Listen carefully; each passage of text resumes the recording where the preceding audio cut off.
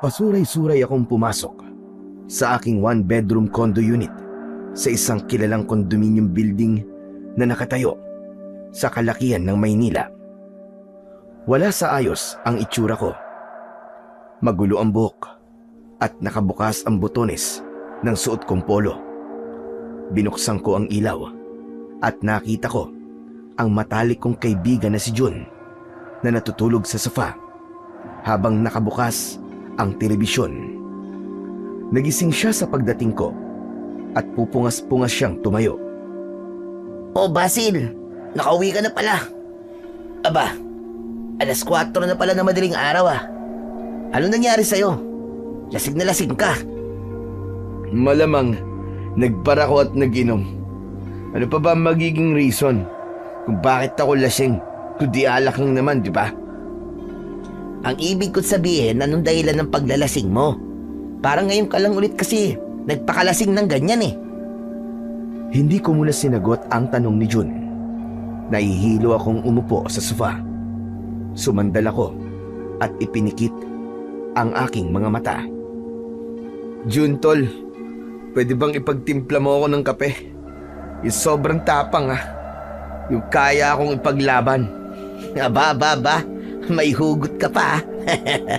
Sige, diyan ka lang, hintayin mo ako. Naramdaman ko ang pagpunta ni Jun sa kusina.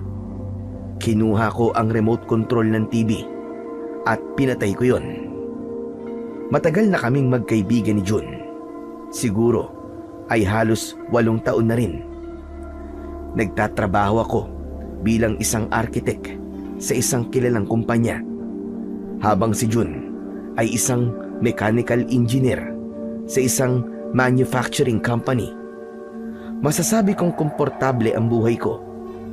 Wala akong iniisip kundi ang aking sarili dahil may kaya sa buhay ang aking pamilya. Hindi ko na kailangan magbigay sa kanila ng pera. O tol, ito na ang pinapatimpla mong kape. Inumin mo na yan ha, habang mainit pa, para naman may masmasang ka kahit konti. Kinuha ko mula kay Jun ang tasa ng kape. Umupo si Jun sa tabi ko habang nakatingin siya sa akin. Ano ba kasing nangyari, tol? Bakit ka naman nagpakalasing ng sobra? Jun, tignan mo nga ako. Sabihin mo nga, pangit ba ako, tol? Hindi. Sino naman nagsabi sa'yong pangit ka? Kapalit-palit ba ako, ha, tol? Hindi rin. Sandali. Huwag mong sabihin na may hindi magandang nangyari sa inyo ni Danica. Hindi talaga maganda, tol. Nakipag-break sa akin si Danica. Nakipag-break siya, tol. Ano? Bakit? At paano? Saan? Kailan? Ang dami mo naman tanong. Ay, sorry. Nagulat ako sa sinabi mo eh.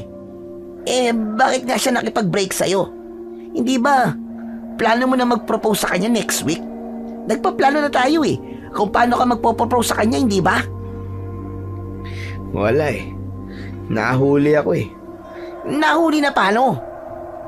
Nahuli niya ako may chinachat na ibang babae. Hindi ba? Dinalaw ko siya kanina sa apartment niya. Habang naliligo kasi ako, pinakialaman ba naman yung cellphone ko? Malay ko ba na mahuhulaan niya yung password ko? Ayun, wala, bukayo. Nabasa niya yung chat namin ni Leslie at nung iba pang babae nakachat ko. Nako, kasalanan mo naman pala. Kaya nakipag-break sa'yo si Danica eh. Tapos may gana ka pang magtanong kung kapalit-palit ka. Pambihira ka. Bakit kasi nakikipag-chat ka pa sa ibang babae kahit may girlfriend ka na? Kasalanan ko bang yung mga babaeng yun ang unang nag-chat sa akin? Ha? Kasalanan ko bang gwapo ako? Ayokong isipin nila na snub ako. Kaya nagre-reply ako sa kanila. Saka hanggang chat lang naman kami ng mga babaeng yun eh. Hindi ako nakikipagkita sa kanila ever since.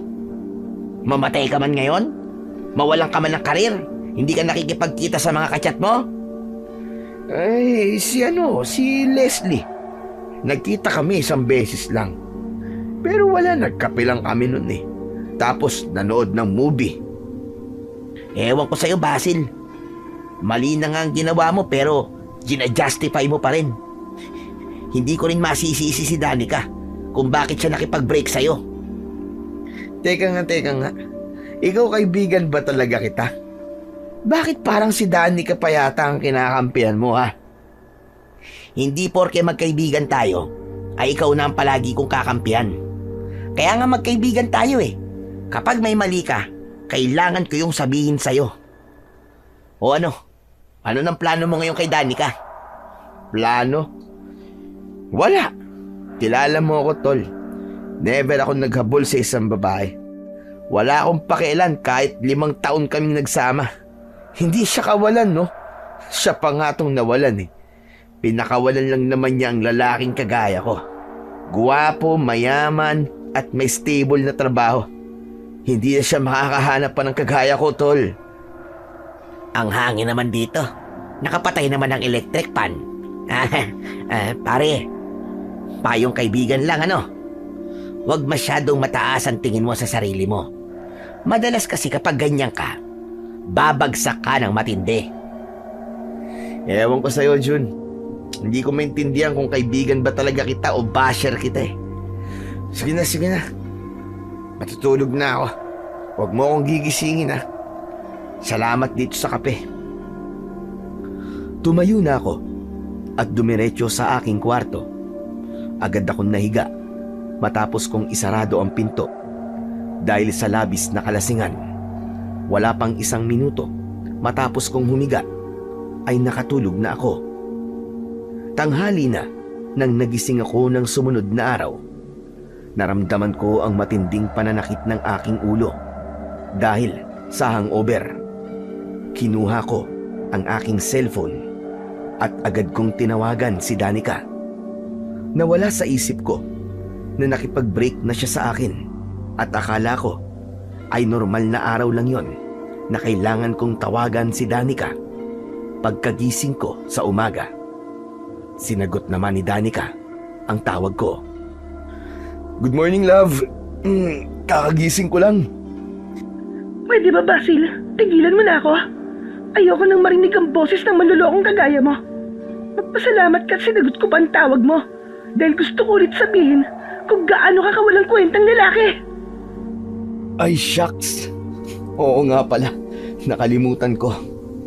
Break na nga pala tayo. Kita mo na? Pati breakup natin nakalimutan mo. Hindi na rin ako nagtataka. Pati ang pagkakaroon mo ng girlfriend dati ay nakalimutan mo. Kaya lumandi ka sa napakaraming babae. For sure, babalik ka rin sa akin, Danica. Mahal na mahal mo kaya ako? Oo, tama ka. Mahal na mahal kita. Pero mas mahal ko ang sarili ko.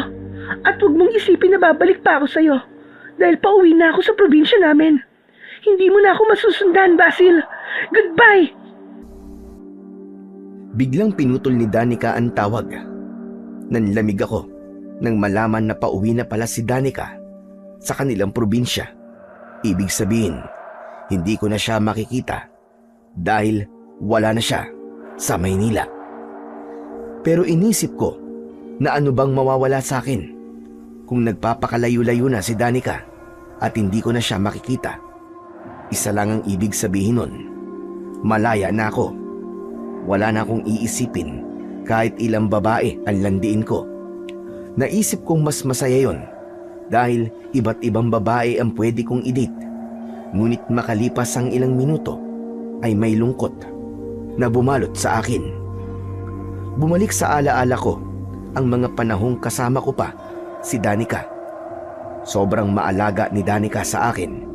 Ipinagluluto niya ako dahil madalas ay sa labas ako kumakain. Kapag may sakit ako, ay siya ang nag-aalaga sa akin. Nung mga panahon na nahihirapan akong maghanap ng trabaho, ay siya ang tumutulong sa akin sa pag-a-apply at paghahanap ng kumpanya kung saan ako pwedeng mag-apply. Napaupo ako sa gilid ng kama at napahawak sa aking ulo. Doon na pumasok sa utak ko na ako ang nawalan at hindi si Danica. Nawalan ako ng babaeng makakasama ko habang buhay at sinuportahan ako sa lahat ng aking laban. Shucks! Ano to? Anong gagawin ko? Susundan ko ba si Danica sa probinsya nila at susuyuin? Hindi. Hindi ko dapat gawin yon. Hindi ako ang klase ng lalaki na manunuyo ng babae. Siyang nakipag-break, kaya siyang dapat na gumawa ng paraan para magkabalikan kami. Lumabas na ako ng kwarto. Naabutan ko si Jun na kumakain sa kusina. Inaya niya akong kumain at naupo na rin ako. O ano, kumusta ka na pre? Grabe ang haba ng tulog mo ah. Wala naman kasi akong pasok ngayon sa office eh. Kaya ayos lang, kahit tanghali na akong magising. Matanong ko lang Basil, totoo ba yung sinabi mo sa akin kanina nung umuwi ka? Break na talaga kayo ni Danica? Baka kasi lasing ka lang eh, at hindi mo alam ang sinasabi mo. Oo, Chong. Totoo yun. Break na kami. Sayang. Ilang taon din kayo, di ba? Saka ang bait kaya ni Danica. Saka maganda pa. Paniguradong madaling makakakita yun ng ipapalit sa'yo. Alam mo kasi, Chong, yung mga babaeng kagaya ni Danica ang pinapakasalan. Asa pa siya na makakakita siya ng kagaya ko. Sigurado ako nagagapang siya pabalik sa akin, no? Ngayon nga eh, pauwi na siya ng probinsya nila eh. Talagang nagpapakalayo-layo siya para pigilan ang sarili niya na wag akong makita. Ganun ako katindi, Jun. Bakit parang masaya ka pa na uuwi si Danica sa probinsya nila, pre? Isipin mo, maraming mababait na lalaki sa probinsya, hindi kagaya rito sa Maynila. Hindi mo ba naisip na dahil malungkot si Danica ngayon, ay maaaring mabilis siya magkagusto sa iba? Napakaganda pa naman ni Danica. Pipilahan yun ng mga manliligaw sa kanila. Di naman siguro mangyayari yun. Bahala ka. Ako naman nagsasabi lang ng mga pwedeng mangyari. Baka kasi sa uli, magsisi ka bigla. Natigilan ako sa sinabing ni Jun. Kinabahan at natakot ako sa mga posibleng mangyari kay Danica sa probinsya nila. Isipin mo pre pagdating pa lang ni Danica sa probinsya nila, ay pagkakaguluhan na siya kagad ng mga tao. Kasi babalik siya ron na napakaganda na. Liligawan siya ng maraming mga lalaki, tapos may sasagutin siya ron na isang lalaki syempre. Mabubuntis siya at magpapakasal sila. Pero sa bagay, hindi talaga kawalan sa'yo si Danica, di ba? Makipag-date ka na lang sa isa sa mga babae na kachat mo. O kaya, pagsabay-sabayin mo sila kung gusto mo. Mukhang kaya mo namang gawin yun eh. Bigla akong tumayo at nagmamadali kong kinuha ang cellphone ko sa kwarto. Bumalik ako sa kusina at muling naupo. O anong gagawin mo, Basil? I-chat mo na ba ang mga babae mo? Hindi. Magbubook ako ng flight.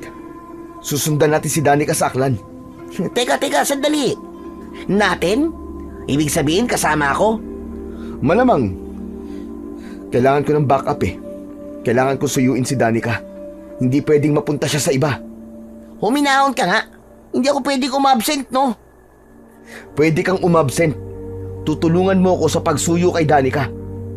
Magdahilan ka na lang doon sa company niyo. Ikaw na ang bahalang mag-isip. Oh, ayos. May nabook na akong flight. Mamayang hapon ang alis natin, kaya mag-impake na tayo.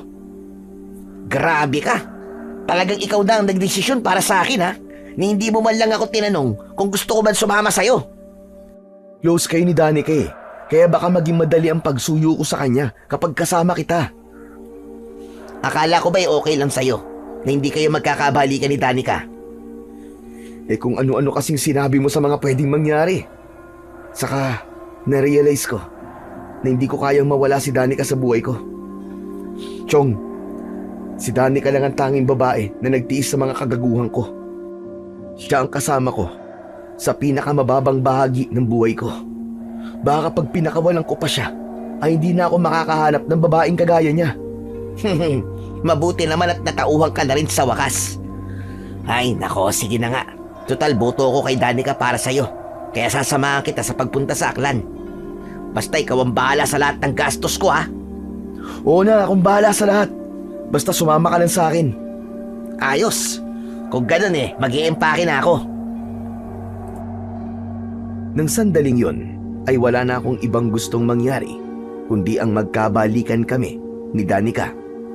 Hindi ko kasi kayang makita na kasama siya ng ibang lalaki. Napagtanto ko na sa pagkakataong yon ay malaking kawalan si Danica sa buhay ko. Pagsapit ng hapon ay nasa airport na kami ni June. Nang nakasakay na kami sa eroplano ay bigla akong kinabahan dahil wala akong alam sa maaaring mangyari kapag nagkita kaming muli ni Danica. Basil, ano ba? Relax ka lang. Halatang kabadong-kabado ka Namumutlay ang mukha mo, para kang uminom ng suka. Paano hindi ako kakabahan, tol? Wala akong ideya kung babalikan pa ba ako ni Danica sa gagawin kong ito o hindi. Saka, alam mo namang wala sa bokabularyo ko manuyo Wala kang magagawa kundi gawin ito kung ayaw mong mawala si Danica sa'yo ng tuluyan. Saka ikaw ang may kasalanan Kaya ikaw ang dapat mag-effort. Sa bagay, ganun talaga. Kapag mahal mo ang isang babae, dapat ipakita mo sa kanya na nag-e-effort ka. At saka, kung mahal mo talaga ang isang babae, hindi mo dapat siya lokohin sa una pa lang. Sige lang. Ipaalala mo pa sa akin ang pagkakamali ko. Aba, dapat lang na ipaalala ko sa iyo ng paulit-ulit. Tignan mo nga nangyari. Kung hindi ka nakipag-chat sa napakaraming babae, di sana wala tayo ngayon sa eroplano. Hindi sana tayo mag-emergency leave sa trabaho. Hayaan mo na nga. Isipin mo na lang na bakasyon to. Alam ko, malapit lang ang Boracay sa baryo ni Danica. Malay mo, after naming magbalikan mag-Boracay tayo, di ba? Uy, ayos yan. Basta libre mo Tamang-tama. Hindi pa kasi ako nakakapunta sa Boracay Oo na. Ano pa bang magagawa ko kundi ang ilibre ka? Kasi inabala kita Bahagyang natawa si June sa sinabi ko na yon. Maya-maya pa ay nakatulog na si June, kaya wala na akong nakausap. Gusto ko sanang matulog kahit sandali, pero hindi ko kayang ipikit ang aking mga mata. Kinabahan kasi ako kung magkakabalikan pa ba kami ni Danica o hindi. Umasa na lang ako na makikita ni Danica ang effort ko na sundan siya sa lugar nila, at yun ang magiging dahilan para magkabalikan kaming dalawa. Makalipas ang ilang minuto ay lumapag na ang eroplanong sinakyan namin ni June. Bumiyahe pa kami ng ilang oras bago kami nakarating sa probinsya ni Danica. Nagtanong-tanong kami sa mga tao roon hanggang sa may nakapagsabi sa amin kung saan ang bahay ni Danica. Kailangan pa pala naming sumakay ng tricycle dahil liblib na ang baryong kailangan naming puntahan. Kahit malapit ng mag-alas 12 ng hating gabi ng oras na yon, ay bumiyahe pa rin kami ni June. Basil, pambihira. Napakaliblib naman pala ng baryo ni Danica. Tingnan mo At wala ng bayang dinadaanan natin Dapat kasi nag-hotel na lang tayo sa bayan Tapos bukas ng umaga na lang tayo pumunta kina Danica. Ano ka ba? Mas okay nga na ganitong oras tayo magpunta sa kanila para makita niya na kahit hating gabi na o madaling araw ay pupuntahan ko pa rin siya sa kanila. Saka para magmukha tayong kaawa-awa. Puro ka namang kadramahan sa buhay Sa pagkakakilala ko kay Danica, hindi mo yun makukuha sa pagpapaawa mo. Ang negative mo talagang mag-isip. Hindi ba pwedeng ang mga sabihin mo naman sa akin yung mga salitang magpapalakas ng loob ko? Sinasabi ko lang sa'yo ang pwedeng mangyari, pare. Para hindi ka masyadong mag-expect. Sige ka, kapag nag-expect ka na magkakabalikan kay ni Danica, tapos hindi naman pala, aba, masasaktan ka talaga ng sobra sa huli. Oo na, ang dami mo pang sinasabi. Hinakabahan na nga ako mas lalo mo pang dinadagdagan. Itinuon ko na lang ang mga mata ko sa dinadaanan namin. Rough road ang tinatahak ng tricycle kung saan kami nakasakay. Ang magkabila ang gilid ay puro matataas na talahib. Kahit paano ay maliwanag naman ang paligid dahil bilog na bilog ang buwan. Makalipas ang ilang minuto ay unti-unti nang nagkaroon ng kabayan hanggang sa huminto na ang tricycle sa tapat ng isang bahay na gawa sa kahoy at pawid na may 2 palapag. Nakatayo yun sa isang malawak na bakuran. Bumaba na kami ni Jun at matapos kong magbayad ng pamasahe ay umalis na yung tricycle. Pare, sigurado ka ba na dyan nakatira si Danica? Ito yung sinabi sa atin na napagtanungan natin kanina, di ba? Ang mabuti pa kumatok na tayo para malaman natin. Nauna akong maglakad palapit sa pinto ng bahay. Marahan akong kumatok. Ilang beses akong kumatok bago ko may narinig na naglalakad sa loob ng bahay. Hindi nagtagal ay bumukas ang pinto. Agad akong ngumiti nang bumungad sa amin si Danica. Nanlaki ang mga mata ni Danica at bumakas ang galit sa maganda niyang muka. Isasarado niya sana ang pinto pero agad kong iniharang ang katawan ko kaya naipit ako sa pintuan. Aray ko, Danica! Naipit ako, aray! Baka mahati ako sa gitna, Danica! Yan ang dapat sa'yo. Ang mahati sa gitna. Para dumami ka na. Para kasi dami ng mga babae mo. Para hindi ka na mahirapan na landiin silang lahat. Parang awa mo naman, Danica, oh. Gusto lang naman kita makausap eh.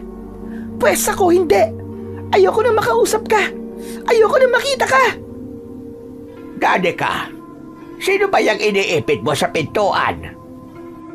Lola Clara, ito po yung sinasabi ko sa inyong lalaki na nanloko po sa akin. Yung hindi marunong makontento sa isa. Yung feeling gwapo na akala niya lahat ng babae may gusto sa kanya. Aba, sandali lang. At kukunin ko lang ang itak ko at tatagain ko yung buwisit na yan para makaganti ka. Narinig mo yung Basil? Lagot ka. Tatagayin ka ng lola ko.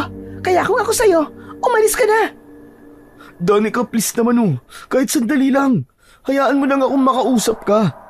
Gusto ko lang magpaliwanag sa'yo eh. Hindi ka ba kinikilig na nag-effort ako na puntahan ka pa rito sa Aklan kahit ang layo-layo nito? Hindi kilig ang nararamdaman ko, kundi nginig. Nanginginig ako sa galit sa'yo. Sa gitna ng lahat ng yon, ay nakita ko ang lola ni Danica na lumabas mula sa kusina. May dala yung mahabang itak at palapit na siya sa akin. Ngunit natigilan kaming lahat nang umalingaw-ngaw sa labas ang isang kakaibang sigaw. Isa yung napakalakas na sigaw na hindi ko alam kung nagmula ba sa isang tao o hayop. 3 beses na naulit ang sigaw bago yun nawala. Napansin ko ang pangamba sa muka ng lola ni Danica nang tumingin yon sa nakasabit na orasan. Danica, lagpas na ng 12:00 ng hating gabi. Alam mo na ang ibig sabihin. Teka, bakit? Anong meron? Umalis na kayo. Kailangan na namin magsarado ng pinto. Teka, wala kami mapupuntahan eh. Wala kaming kilala sa lugar na to, kundi ikaw lang. Apo, ang mabuti pa ipapasukin mo na ang mga yan. Delikado kung mananatili sila dyan sa labas, lalo na't sumigaw na si Panigutlo matapos ang 12:00 ng hating gabi. Wala akong ideya sa kung sino o ano ang Panigutlo na sinabi ng lola ni Danica. Nakatingin lang ako ng diretso sa mga mata ni Danica. Umasa ako na maaawa siya sa akin at papapasukin niya kami ni Jun. Danica, please naman oh. Maawa ka naman sa amin ni Jun. Wala kami mapupuntahan dito. Pagod na rin kami kasi ilang oras na naging biyahe namin para mapuntahan ka eh. Sige, papatuloyin ko kayo. Pero pag sikat ng araw mamaya, ay aalis na din kayo. Nagkakaintindihan ba tayo? Oo, promise. Aalis din kami ni Jun. Hanggang sa binuksan na ni Danica ang pinto at pinapasok niya na kami. Agad na isinarado ni Danica ang pinto. Ngumiti ako sa lola ni Danica at nakipagkilala ako sa kanya. Inilahad ko pa ang isang kamay ko. Lola, ako po si Basil. Kayo po, ano pong pangalan nyo? Ako si Lola Clara at hindi ako nakikipagkabay sa mga manlolokong tao. Danica, ipagamit mo na nga lang sa mga bisita mo ang kwarto dito sa ibaba. Papanik na ako sa itaas at ako'y inaantok na. Nang umakyat na sa pangalawang palapag ng bahay, si Lola Clara, ay kay Danica naman ako humarap. Danica, gusto ko sana magpaliwanag sa'yo eh. Wala na akong pakialam sa paliwanag mo, Basil. Sapat na sa akin ang mga nakita at nalaman ko. Kaya wag mo na sayangin pa ang laway mo. Ang gawin mo, pumunta kayo sa kwarto ni June. Yun, doon kayo matulog. Tapos kapag umaga na, ay umalis na kayo. May sasabihin pa sana ako kay Danica, pero mabilis na siyang umakyat sa hagdan. Susundan ko sana siya, pero hinawakan na ni June ang braso ko. Pre, sandali lang. Huwag mo na sundan si Danica. Nakita mo ng galit na galit eh. Saka, pwede bang magpahinga na muna tayo? Hindi ka ba napapagod sa haba ng biyahe natin? Tumango na lang ako at pumasok na kami ni June sa kwartong itinuro sa amin ni Danica. Meron doong isang papag na kasya ang 2 tao. Inilagay namin ang aming maleta sa isang sulok. Naunang humiga si June, habang ako naman ay nakaupo sa gilid ng papag. Seryoso ka ba? Sa sinabi mo na aalis tayo mamayang umaga? Hindi no, hindi ako aalis dito hanggat hindi kami nagkakabalikan ni Danica. Yun naman ang ipinunta ko rito, di ba? Nako, mas lalong magagalit si Danica sa'yo. Kasi ang akala niya ay aalis din tayo mamayang umaga. Wala akong pakialam kahit lalo pa siyang magalit, pre. Ang mahalaga ay maipakita ko sa kanya na seryoso ko sa kagustuhan kong magkabalikan kaming dalawa. Gagawin ko ang lahat, kahit mag-igib at magsibak pa ako ng kahoy dito. Wow! Kaya mo ba mga ganong gawain? Laking Maynila ka, di ba? Hindi ka nga marunong ng mga gawaing bahay. Pag-iigib pa kaya at pagsisibak pa kaya ng kahoy? Pwede bang palakasin mo na lang ang loob ko, Chong? Ito naman, seryoso mo naman masyado. Nagbibiro lang ako. Basta, suportado kita, Basil. Kung kailangan mo ng tulong, magsabi ka lang sa akin. Kaya nga kita sinama rito, di ba? Para tulungan ako na balikan ako ni Danica. Sa bagay, basta magburakay tayo kapag nagkabalikan na kayo, ha? Oo na. Ako nang bahala sa'yo. Sige na. Matulog ka na dyan. Mamaya pa ako eh. Di pa ako inaantok. Okay, inaantok na talaga ako, pre. O siya, sige na. Good night. Tumalikod na si June ng higa. Ako naman ay binuksan ko ang bintana at nagsindi ako ng sigarilyo. Inisip ko kung ano ang mga dapat kong gawin para muling makuha ang tiwala ni Danica. Alam ko na mahihirapan akong gawin yon, pero nangako ako sa sarili ko na hindi ako aalis ng lugar na yon na hindi kami nagkakabalikan ni Danica. Pagsapit ng umaga, nagising ako dahil sa tilaok ng manok. Tulog pa rin si June sa tabi ko. Tumayo ako at binuksan ko ang bintana. Pasikat na ang araw at unti-unti nang kumakalat ang liwanag sa paligid. Isang ideya ang naisip kong gawin. Kinuha ko ang wallet ko at umalis ako ng bahay ni Danica. Naglakad ako papunta sa sakayan ng tricycle at may nadaanan ako na mga taong nagkukumpulan sa gilid ng daan. Na-curious ako kung ano ang pinagkakaguluhan nila, kaya naman nakisilip na rin ako. Labis akong nagimbal nang malaman ko na isang bangkay ng lalaki ang tinitignan ng mga tao.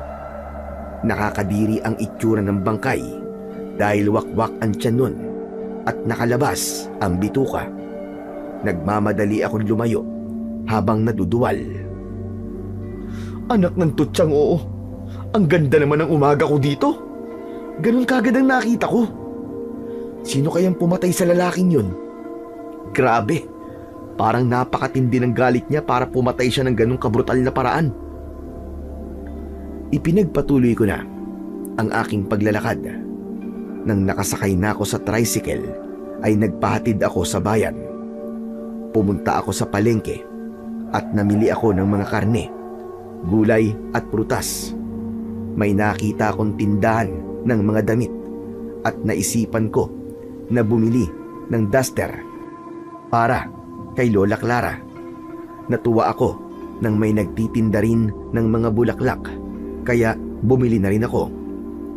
Okay na siguro itong mga binili ko. Kailangan ko nang bumalik kina Danica. Bumiyahe na ako pabalik sa bahay ni Danica, at nang sandaling yon ay pilit kong inalis ang imahe ng bangkay na nakita ko kanina. Pagdating ko sa bahay ni Danica ay narinig ko na kagad ang boses ni Danica habang nasa labas ako. Nasaan ang kaibigan mo, Jun, ha? Nagtatago ba siya sa akin para hindi kayo makaalis? Maniwala ka, Danica. Hindi ko talaga alam. Pagkagising ko wala na siya sa kwarto Hindi ako naniniwala sa'yo. Ramdam ko may pinaplano kayo ng kaibigan mong yon. Napangiti ako at tuluyan na akong pumasok sa bahay ni Danica. Napatingin silang lahat sa akin. Ilang oras lang akong nawala. Namiss mo na kagad ako, Danica. Ikaw Huwag ka mag-alala dahil nandito na ako. Makikita mo na ulit ang gwapo mong boyfriend. Anong boyfriend ang sinasabi mo? Huwag kang mag-ilusyon dahil break na tayo. At huwag mong isipin na porke hinahanap kita ay namimiss kita, no? Gusto ko lang sabihin na kailangan niyo nang umalis. Gaya na napag-usapan natin kagabi. Hindi ko pinansin si Danica at lumapit ako kay Lola Clara na nakaupo sa tumba-tumba.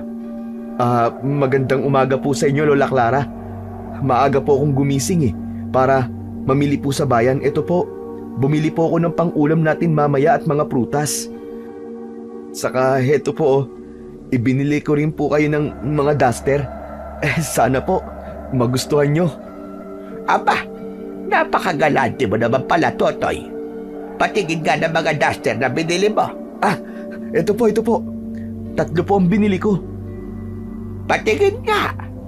Aba, kay gaganda naman itong mga binili mong duster sa akin. Lalo na itong bulaklakin, Lola, ano pong ginagawa nyo? Sinusuhulan lang po kayo ng lalaking yan. Huwag po kayo magpapasuhol dyan. Huwag niyo pong tanggapin ang mga binigay niya sa inyo. Aba, sayang naman itong mga duster, Apo. Kay gaganda pa naman. Lumapit ako kay Danica. Dala ang mga bulaklak at inabot ko yon sa kanya. Huwag ka na magalit sa akin, love. Please. Tignan mo. Binilang kita ng paborito mong bulaklak.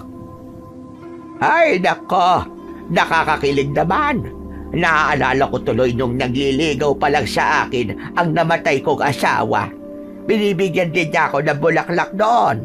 At naghabol lang kami sa gitna ng pilapil. Asa ka pang tatanggapin ko yung bulaklak mo, Basil? Hindi mo na ako madadala sa mga paganyan-ganyan mo, no? Ang gusto ko ay umalis na kayo rito ni John, gaya na pag-usapan natin. Pasensya ka na, Danica. Pero hindi ako aalis dito hanggat hindi mo ako kinakausap na maayos. Nandito ako para suyuin ka ulit, Danica. Narealize ko na ang pagkakamali ko. At sana, bigyan mo pa ako ng isa pang pagkakataon. Hindi mo deserve ng second chance, Basil. Ang mga cheater na kagaya mo ay hindi na nagbabago. Wala na. Sira ng tiwala ko sa'yo at kahit na anong gawin mo, ay hindi mo na yun may babalik. Hinusgahan mo naman na kaagad ako . Bakit hindi mo muna subukan? Promise, Danica. Magbabago na talaga ako. Hindi ko na kailangan subukan. Dahil para lang akong kumuha niya ng bato na ipupukpok ko sa sarili kong ulo. Teka. Pwede magmamaya ng away yung dalawa na yan. Anong oras na? Hindi pa tayo nag-aalmusal. Sumunod na kayo sa akin sa kusina at kumain na tayo. Oh, narinig mo naman siguro sinabi ni Lola Clara, di ba? Mag-almusal na muna raw tayo. Ha? Wisit ka! Wisit ka, Basil! Wala nang nagawa pa si Danica, kundi ang hayaan kami ni Jun na sumalo sa kanila ni Lola Clara sa almusal. Lihim akong natuwa dahil gumana ang plano ko na kuhain ang loob ni Lola Clara para hindi kami mapaalis sa bahay na yon. Oo nga pala, Basil. Ano pala gusto mong iluto ko mamaya sa pananghalian? Kung hindi mo na itatanong masarap ako magluto. Kahit ano po, Lola. Wala pong problema sa akin. Hindi naman po ako pihikan eh. Ano? Dito pa rin kayo magtatanghalian? Hindi pa ba kayo aalis pagkatapos nyo mag-almusal? Danica, huwag mo naman bastusin ang mga bisita natin. Nakakahiya naman at binilhan pa tayo ni Basil ng pagkain. Ay nako, ewan ko sa inyo, Lola. Nakuha ka na kagad ni Basil sa pagkain at 3 piraso ng duster. Hindi naman sa ganon. Isipin mo na lang ang haba ng biyahe nila. Papunta rito sa atin tapos aalis kagad sila. Ang gawin mo, isipin mo na lang na bisita natin silang dalawa. Maraming salamat po sa inyo, Lola Clara. Maganda po yung naisip nyo. Saka parang marami pong magagandang lugar dito sa inyo eh. Gusto po namin mapuntahan nyo ni Jun. Ay, totoo yan. May ilog sa bukana ng gubat. Malinis ang tubig doon at napakalamig. Parang nagyayelo. Kung gusto nyo, ay doon kayo magpunta para makaligo kayo doon ni Jun. Sige po, Lola. Mamaya po, pupuntahan po namin yun ni Jun. Ay, oo nga pala. Maiba po ako. Pasensya na po kung ngayon ko po itatanong habang kumakain po ako. Mangyaring kanina po kasi, nang papunta po ako sa may bayan, may nadaanan po ako mga taong nagkakagulo. Yun nga nakita ko po na kaya sila nagkakagulo ay dahil may bangkay po ng lalaki. Hindi ko na lang po i-describe ko anong itsura, no? Kasi baka mawalan po kayo ng ganang kumain. Uso po pala ang patayan sa lugar nyo? Naisip kong itanong yon upang malaman ko kung ligtas pa sa lugar na yon. Napansin ko naman na makahulugang nagkatinginan sina Danica at Lola Clara. Magiging tapat ako sa iyo, Basil.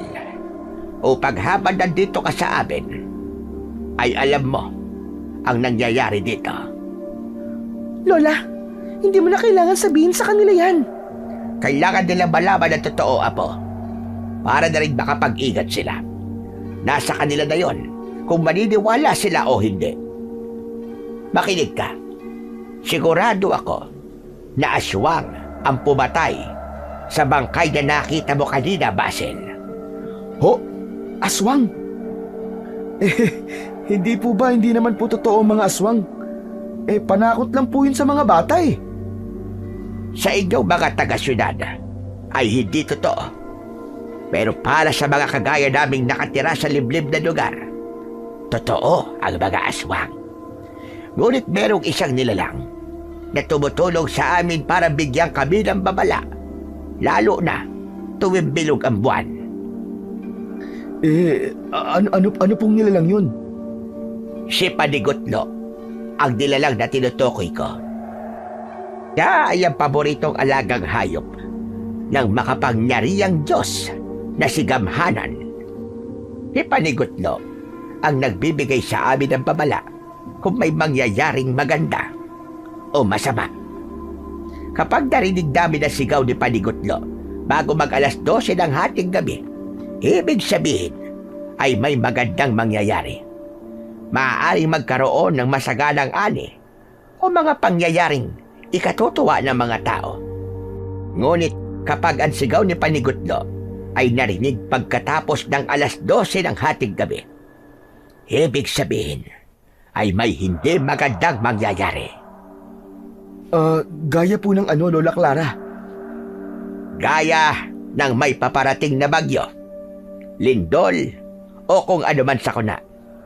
Ngunit sa nangyayari sa lugar namin ngayon, ang sigaw ni Panigutlo pagkatapos ng alas 12 ng hating gabi ay nangangahulugan na may aswang na atake.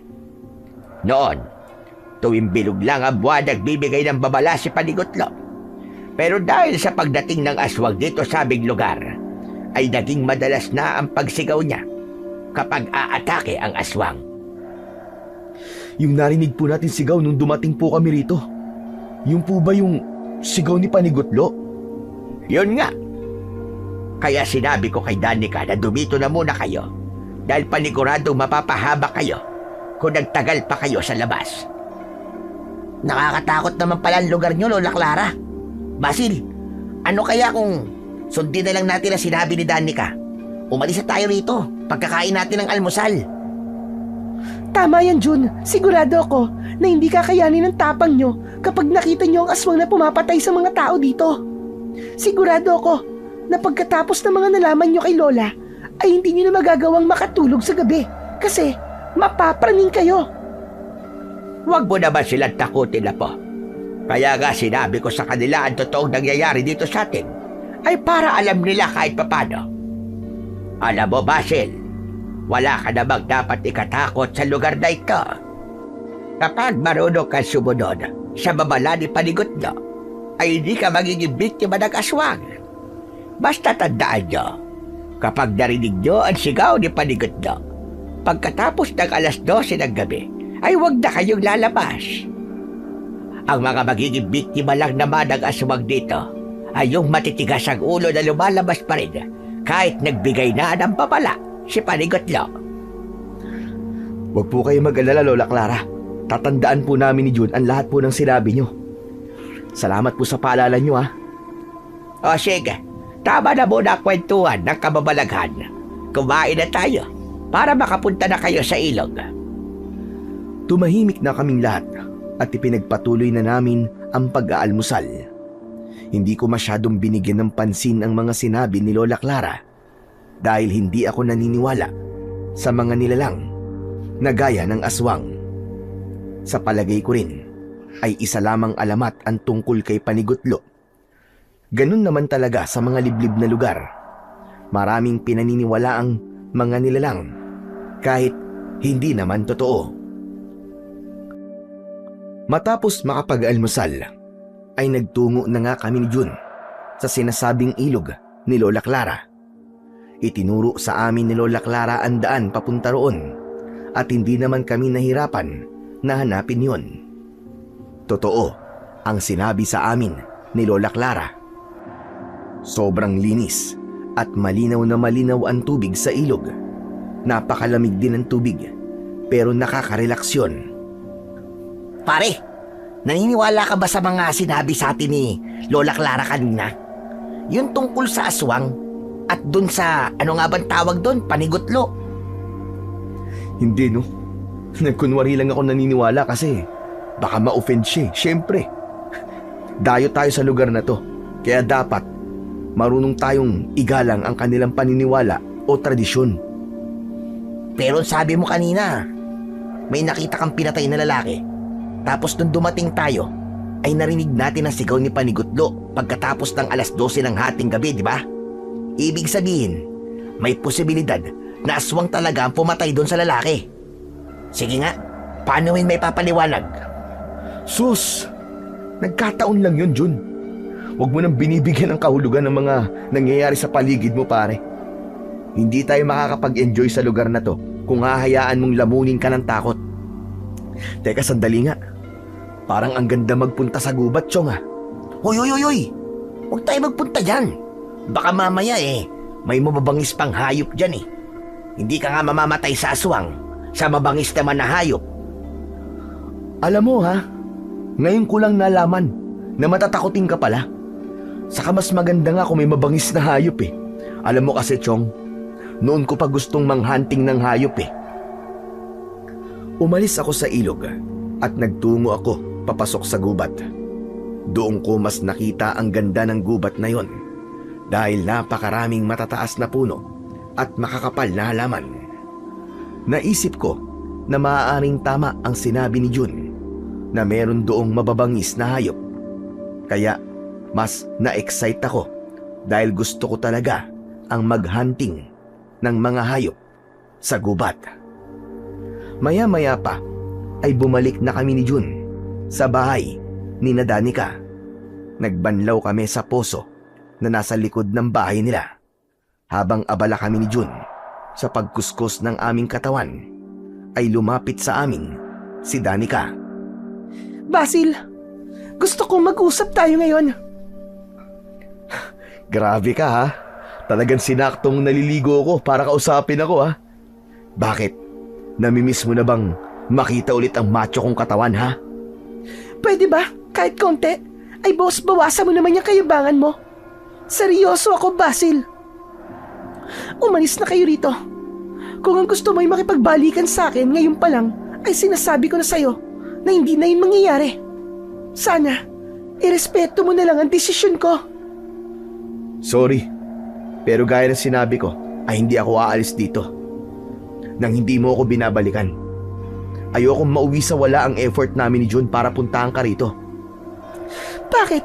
Wala naman ako sinabing sundan mo ako rito Sarili mong kagustuhan yun.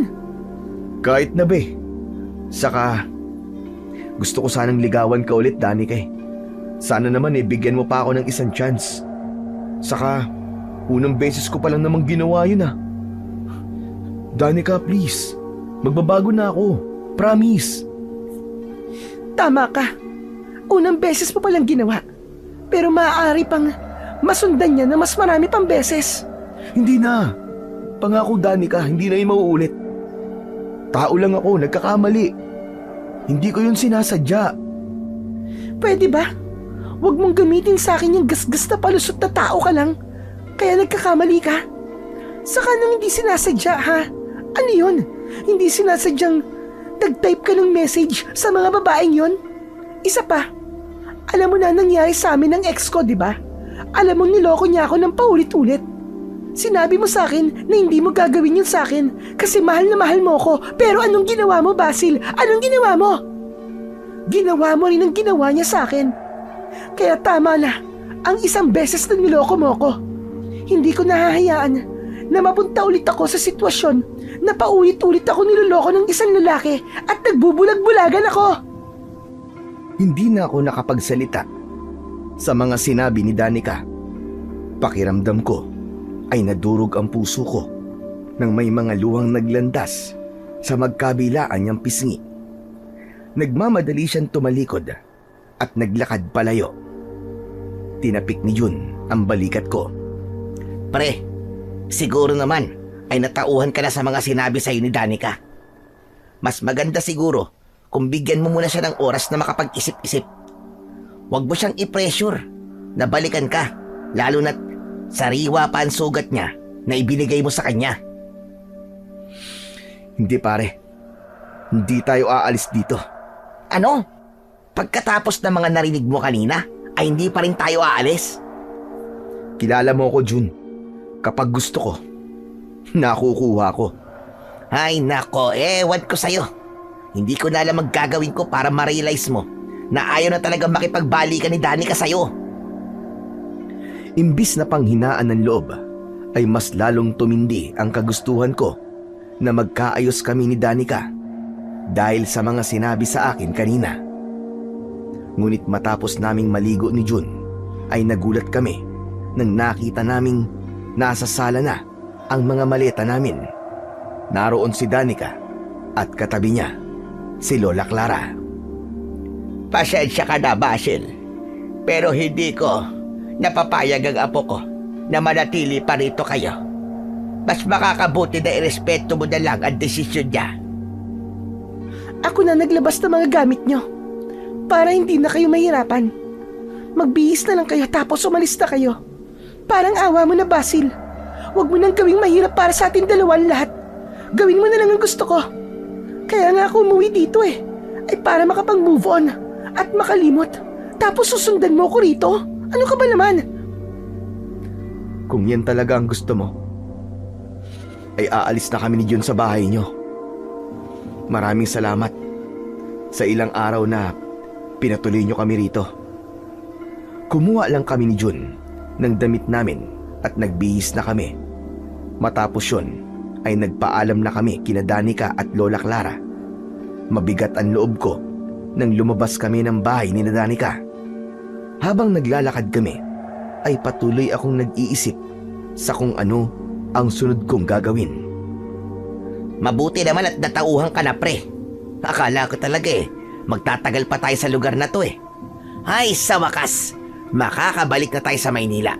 Namiss kong mag-mall at ang aircon sa kondo. Sa bahay lang ni Danica tayo umalis, pre. Pero hindi sa baryong ito.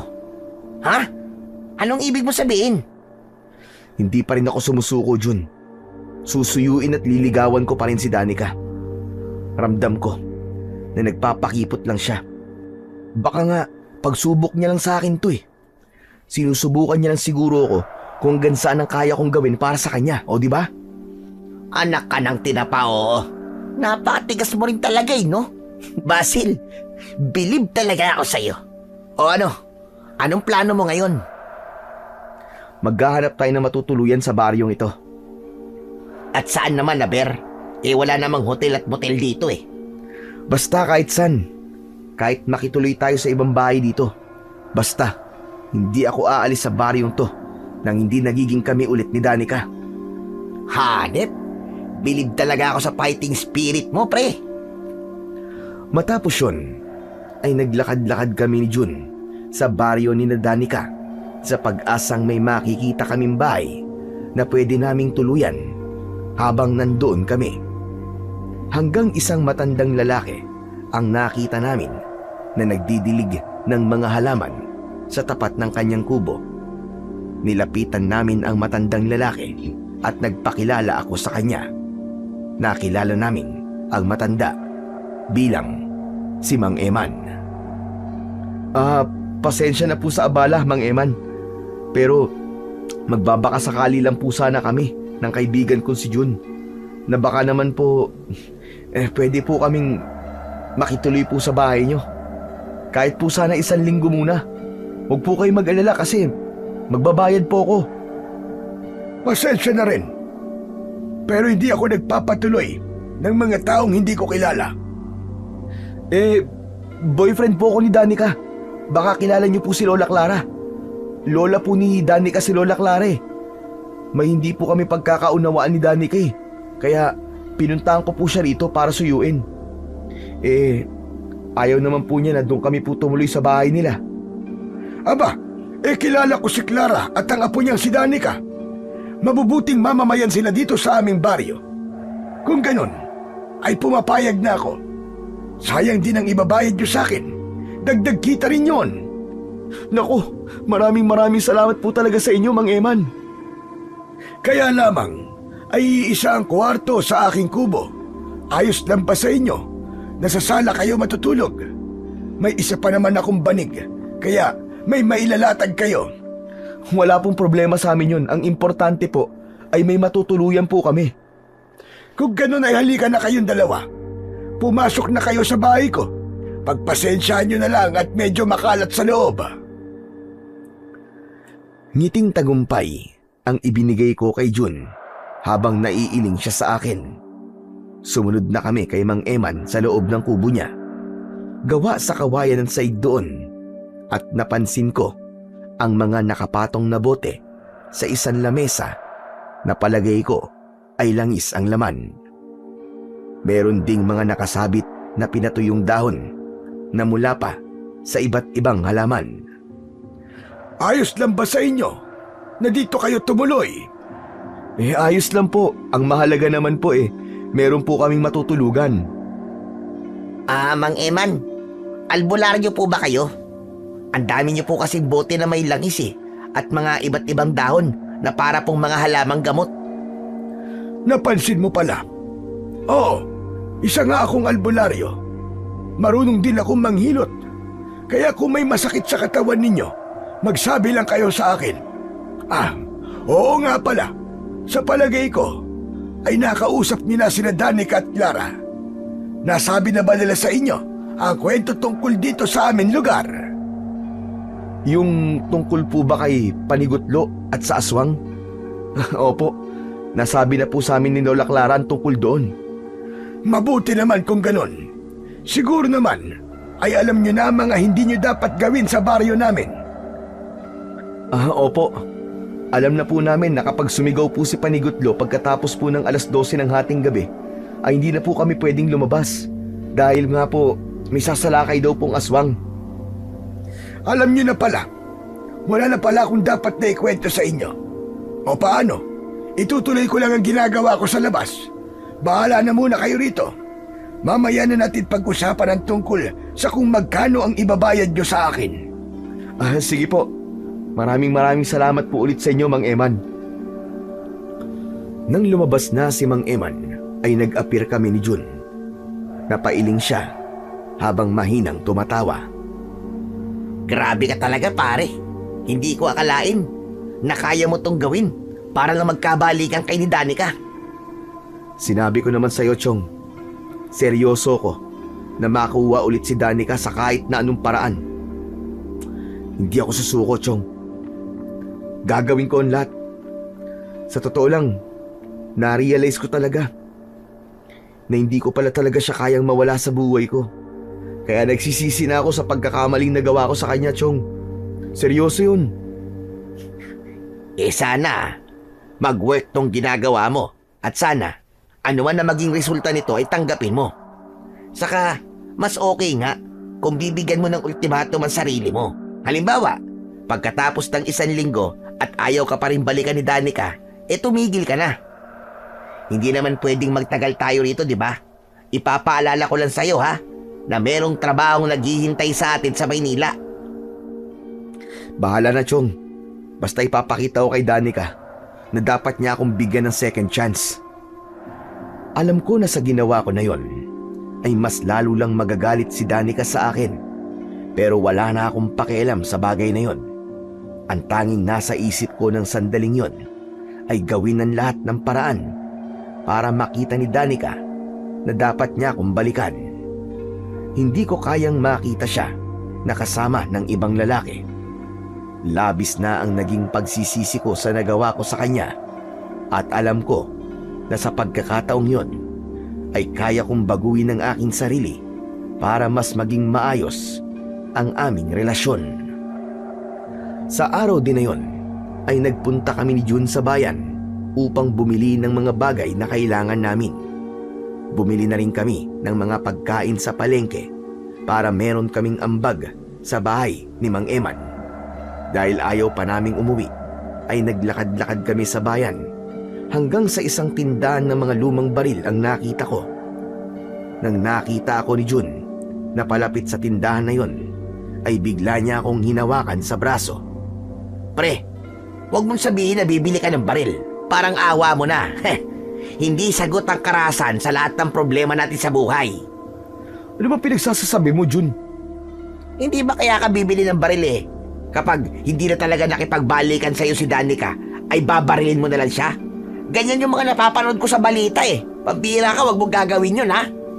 Hoy, sira ulo. Ano mong OA mo? Sa tingin mo kaya kong gawin yung kay Danica? Bakit bibili ka ng baril? Anong gagawin mo? Aha, alam ko na. Babarilin mo yung mga lalaking magtatangkang manligaw kay Danica, no? Sira ulo. Gagawin mo pa akong kriminal. Ang ganda-ganda ng buhay ko tapos papatay ako ng tao para makulong ako. Loko-lokon to. Hindi ba ang sabi ko sa'yo ay mukhang maraming mababangis na hayop dun sa gubat?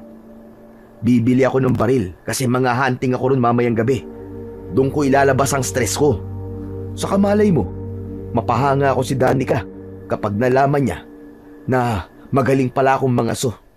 Iisipin niya na may alam din pala ako sa mga gawain ng mga taga-baryo, di ba? Ang dami mo talagang alam. Bahala ka na nga. Malaki ka na at alam mo na ang ginagawa mo.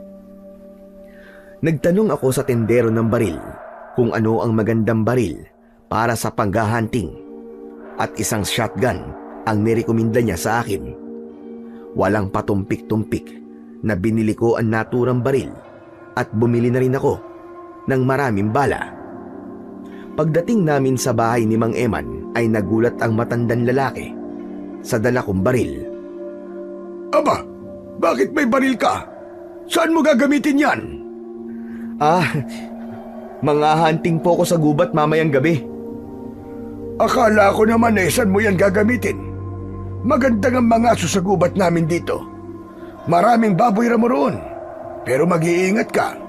Huwag mong kakalimutan na kapag narinig mo ang sigaw ni Panigutlo pagkatapos ng 12:00 ng hating gabi, ay kailangan mo nang bumalik dito. Opo, hindi ko po yung kakalimutan, Mang Eman. Matapos yun, ay nagpunta naman ako sa bahay ni Danica upang dalhin ang mga pagkaing binili ko para sa kanila ni Lola Clara. Nang nasa labas na ako ng bahay nila, ay saktong lumabas si Danica at nagulat siya pagkakita sa akin. Oh, ano pang ginagawa mo rito? Ang akala ko ba umalis ka na? Sa bahay niyo lang ako umalis, pero hindi dito sa lugar niyo. Nakikitira kami kay Mang Eman. Siguro kilala mo naman siya. At talagang inabala niyo pa si Mang Eman, no? Ayos lang sa kanya. Ang totoo, masaya siya. Kasi may dagdag daw siyang kita. Babayaran ko kasi ang pananatili namin ni Jun sa bahay niya. Danica, ginagawa ko to para ipakita sa'yo na seryoso ako sa kagustuhan kong makipagbalikan sa'yo. Ano ba? Tumigil ka na, Basil. Ako na nakikiusap sa'yo. Hindi na tayo magkakabalikan kahit kailan. Kahit tumambling ka pa at mag-split ka pa sa harapan ko. Basta. Hindi ako susuko hanggat nararamdaman kong mahal mo pa ako. Oo nga pala. Ibinili ko kay ni Lola Clara ng pang-ulam niyo mamaya. Kayo na ang bahalang magluto nito. Pwede bang tigilan mo ng pagsulo sa lola ko? Hindi na ako natutuwa sa mga ginagawa mo, ha? Hindi naman to suhol eh. Gusto ko lang makasiguro na may pagkain kayo. Anong tingin mo sa amin? Walang perang pambili ng pagkain? Umalis ka na nga. At sana, ito na ang ulang beses na makikita ko yung pagbumuka mo. Malakas na isinarado ni Danica ang pinto na para bang doon niya ibinuhos ang lahat ng galit niya sa akin. Aray ko, parang tigri talaga kung magalit. Danica, my loves, iiwan ko na lang dito sa upuan ha. Itong pagkain ha. Inilapag ko na lang sa upuang nasa tabi ng pinto ang isang eco bag at saka ako naglakad pabalik sa bahay ni Mang Eman. Sa kabila ng ipinakita sa akin ni Danica, ay hindi ko pa rin naisipang sumuko sa dahilan kung bakit ako nasa lugar na yon. Kinagabihan, matapos naming maghapunan, ay naghanda na ako sa pagpunta sa gubat para mangaso. Sinabi sa akin ni Jun na gusto niya akong samahan at pumayag naman ako. Nang magpaalam na kami kay Mang Eman, ay nagpunta na kami ni Jun sa gubat. Ako ang may dala ng shotgun, habang si Jun ang sa flashlight. Naglalakad-lakad kami sa gitna ng gubat at umasa ako na may makikita akong baboy ramo o kung anumang hayop. Sigurado ka bang may makikita tayong hayop dito, Chong? Kanina pa tayo naglalakad, pero kahit kuneho, ay wala naman tayong nakikita. Loko ka, walang kuneho dito no. Baboy ramo ang hinahanap natin. Tapos kapag nakahuli ako ng isa, ay ibibigay ko kay Danica. Hanep, lahat talaga ng gagawin mo para lang magpabibo ka kay Danica, no? Siyempre naman, kailangan itry ko muna lahat ng paraan bago ako sumuko. Sa gitna ng paglalakad namin ay parehas kaming natigilan ni Jun nang may narinig kaming napakalakas na sigaw na hindi namin alam kung saan nanggaling. Nanlalaki ang mga matang tumingin si Jun sa akin. Hindi ba sigaw yun ni Panigutlo? Oo, ganun yung sigaw na narinig natin dati. Tignan mo nga dyan sarili mo kung anong oras na. 11:30 na. Kung ganun, ligtas tayo. Buti na lang at sumigaw si Panigutlo bago ang 12:00 ng hating gabi. Ibig sabihin, walang aswang na aatake. Ibig sabihin, magandang pangitain yan. Malay mo, swertihin ako at pumayag na si Danica na makipagbalikan siya sa akin. Baka yun na magandang mangyayari, Chong. Ayos! Talagang inagawan mo pa ang baryong ito, no? Hindi ba pwedeng sa lugar na to may magandang mangyayari at hindi sa'yo? Saka, akala ko ba hindi ka naniniwala kay Panigutlo? Naniniwala na pala ako kasi sumigaw siya bago mag 12:00 ng hating gabi. Gusto kong isipin na sign yun na may magandang resulta ang ginagawa kong ito. Oo na lang ako, sir. Hindi na kita kukontrahin, sir. Dami mo naman sinasabi. Tara na, para makahuli ako ng baboy ramo. Nauna na akong maglakad kay Jun, habang nakasunod naman siya sa akin. Tinalasan ko ang aking mga mata at pakiramdam. Gusto ko na kasing makahuli ng kahit na anong hayop para makauwi na kami ni Jun. Medyo nakakaramdam na kasi ako ng antok. Hanggang sa may nakita akong nagliliwanag na bagay sa hindi kalayuan. Nagtaka kami ng kaibigan kong si Jun kung ano yun, kaya mas lumapit pa kami roon. Nagtago kami sa likod ng isang makapal na halaman at nagimbal kami sa aming nakita. Isang may kalakiyang usa ang nakita naming tumatalon-talon sa madamong bahagi ng gubat na parabang naglalaro yun. Ang mas nakakagimbal ay ang napakahaba at sanga-sanga niyang sungay na nagliliwanag. Para yung may sariling ilaw. Diyos ko po. Nakikita ko ba? Nakikita ko, pre? Anong klaseng hayop yan? Bulag ka ba? Eh di usa. Alam kong usa yan. Pero bakit umiilaw ang sungay niya? Hindi ko rin alam. Pero kailangan kong mahuli ang usa na yan. Sigurado ako, nahahanga si Danica sa akin kapag nahuli ko yan. Ano ka ba? Huwag mong huliin yan, pre. Baka engkanto yan. Hindi ba? Ganyan daw ang mga engkanto. Minsan, nag-aanyo silang kakaibang hayop. Pati ba naman sa engkanto naniniwala ka? Huwag kang maingay. Baka mamaya makawala pa yung usa na yan eh. Bahala ka sa buhay mo. Kapag ang usa na yan ay engkanto at pinarusahan ka niya, walang sisihan ha. Hindi ko na pinansin ang sinabi ni Jun. Inasinta ko ang kakaibang usa gamit ang aking shotgun. Nang kalabiting ko ang gatilyo nun, ay hindi ko tinamaan ang usa. Tila natakot ang usa, kaya bigla yung huminto sa pagtalon-talon at luminga sa paligid. Sinamantala ko ang pagkakataong hindi gumagalaw ang usa at agad kong nilagyan ng bala ang shotgun. Sa pangalawang putok, sa pulang usa sa tagiliran nito. Tatakbo pa sana yon, pero binaril ko kagad siya at sa pagkakataong yon ay sa ulo na yon tinamaan. Bumagsak ang usa sa lupa at unti-unting nawala ang liwanag ng kanyang mga sungay.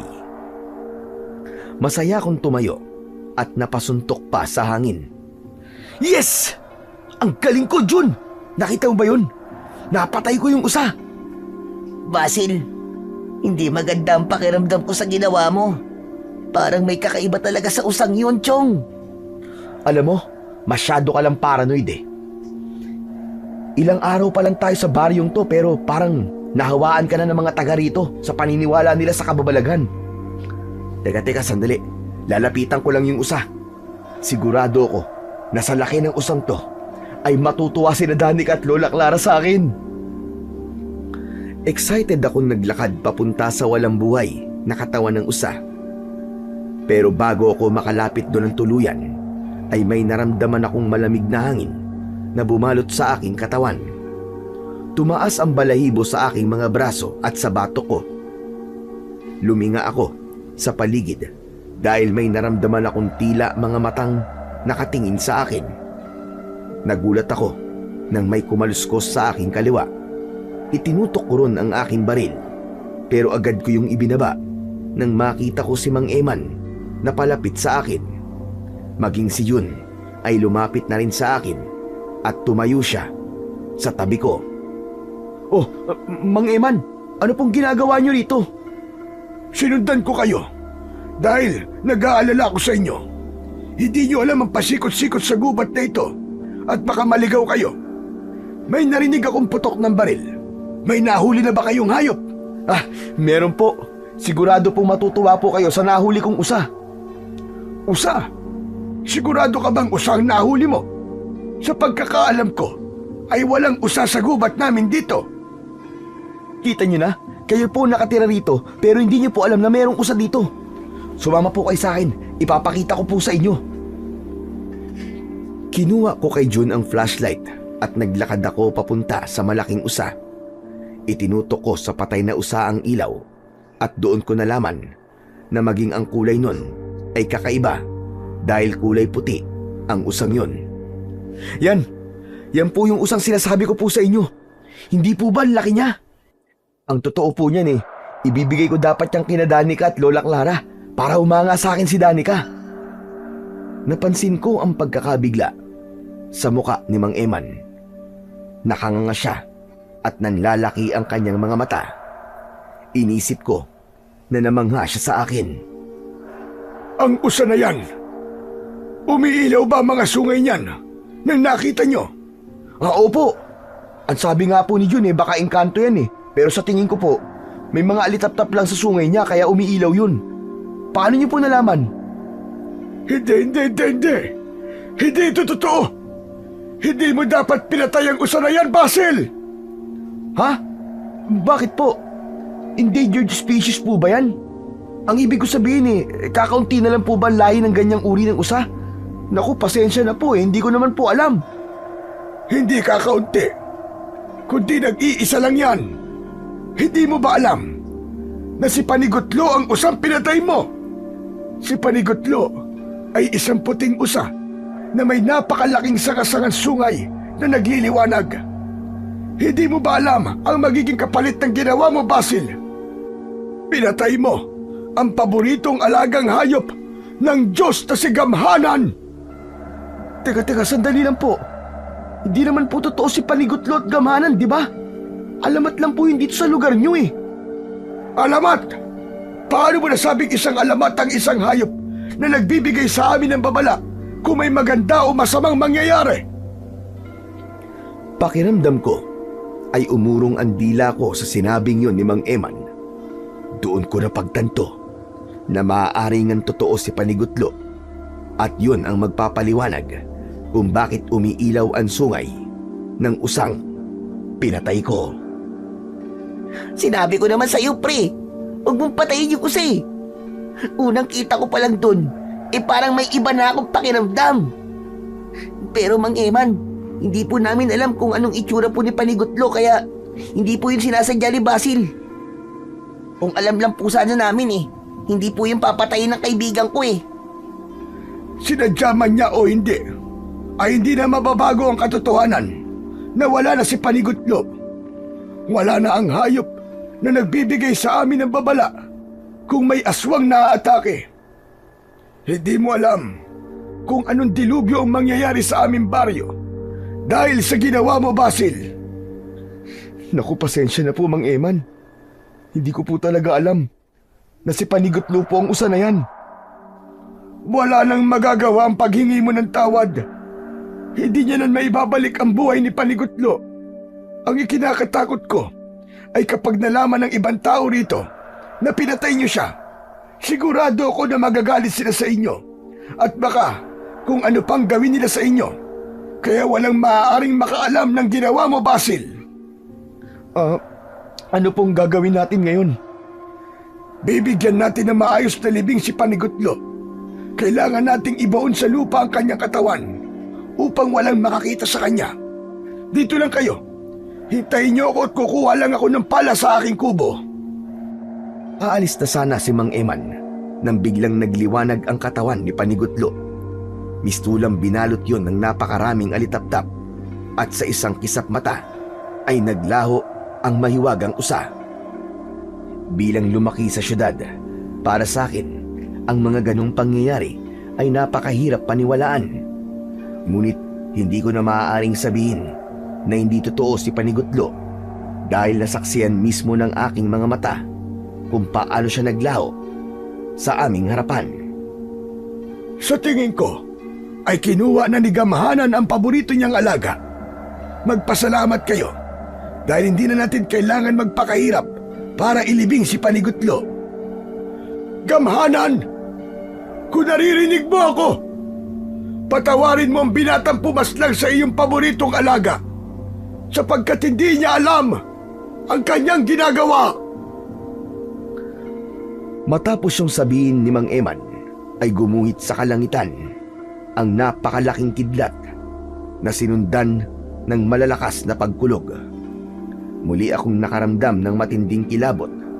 Nang sandaling yun, ay labis ang aking pagsisisi sa aking ginawa.